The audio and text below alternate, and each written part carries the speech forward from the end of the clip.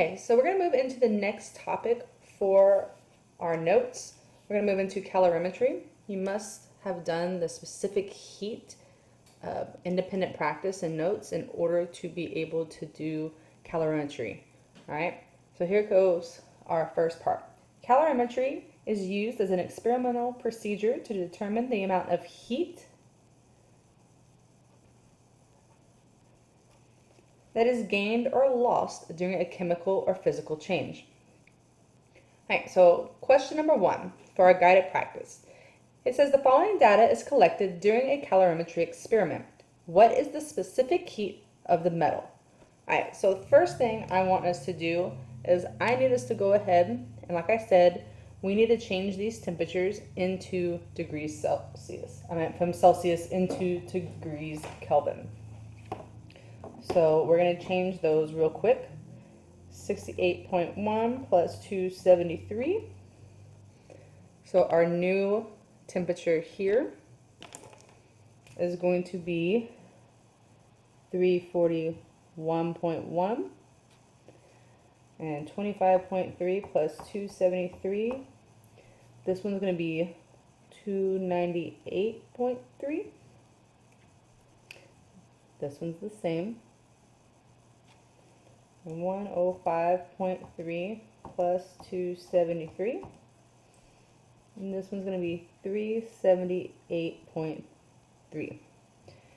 Alright, now that we've changed our temperature, we can go ahead, and I want the first thing that we do is to fill in this last column over here. We need to do the delta T.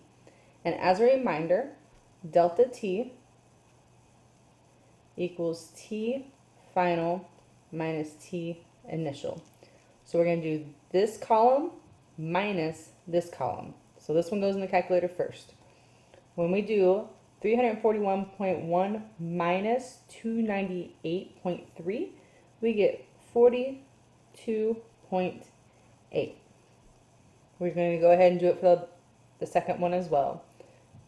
341.1 minus 378.3, and we get a negative 37.2. Alright. We are done with these two columns, so I'm going to go ahead and I'm going to cross these guys out. Alright. And now we can start the rest of our calculations. So the way a calorimeter works is that we have a known amount of water, right? And we always know what the specific heat of water is. And I take this water and I take a hot piece of metal or a cold piece of metal and I drop it into it. And we observe the temperature changes that we have here. And then we can use these numbers and this data that we collected in order to calculate the specific heat of the metal if it's unknown, or we can calculate the mass of the metal. So we are calculating specific heat here. So since we have all the values for water, we are always going to start with water first and use the values of water. So we're going to use our equation from specific heat, where Q of the water is equal to mc delta T. All right. So exact same equation that we were doing earlier in the week, we are going to do now in this type of problem. So we're going to go ahead and we're going to plug in our values here. We're going to be looking for Q because we want to know how much heat this water absorbed or released.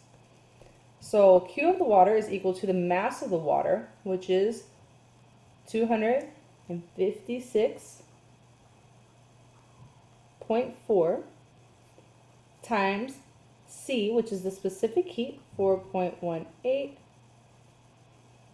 times the delta T for the water, which is 42.8. All right, easy enough. So we're going to go ahead and we can calculate this value. So we're going to take Q of the water is equal to, we're going to multiply all these numbers together. When you multiply all those numbers together, your calculator will give you 45,870.986. All right. So since this value is positive, that means the water absorbed this much heat or energy. So in order to absorb this much heat or energy, that heat or energy had to come from somewhere. So where did it come from? It had to come from the metal that I dropped into this container of water. So now we have the second part of the problem. Right? I'm going to draw a line. Okay. So we're going to do the exact same thing we did on this side over here using the exact same equation, but we're going to use the different values. We're going to do the values for the metal now. Okay? So Q of the metal is equal to MC delta T. All right? Now here's the key point, all right? Key point. However much heat, right, was absorbed or released by the water is the exact same Q value we're going to use for the metal, but it has to be an opposite sign. So since this number is positive here, it has to become negative over here because it's being released by the metal. All right? So I'm going to take and plug in my numbers. Again, negative 45,870.9856 equals, remember we're going to do for the metal now, the mass of the metal, which is 56.2 times the specific heat of the metal, that's a question mark, so that's my X, delta T for the metal, which is negative 37.2.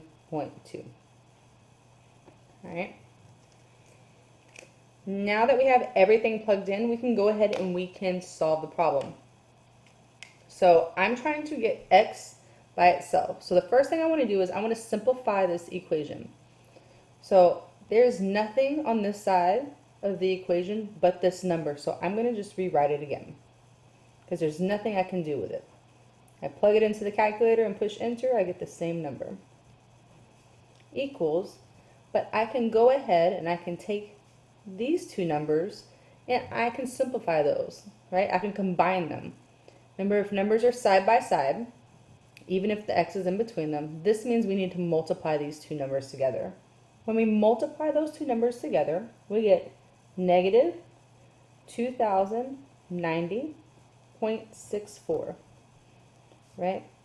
And we still have our X, so keep our X down here. All right. We have one more step to go because X is still not by itself. So in order to isolate X, I need to get rid of the number next to it. Right now, the numbers are side by side, so this means multiplication. So again, to get rid of this number, I must do the opposite of multiplication, which is division. So we're going to divide by 2,090.64. What you do to one side, you must do to the other side.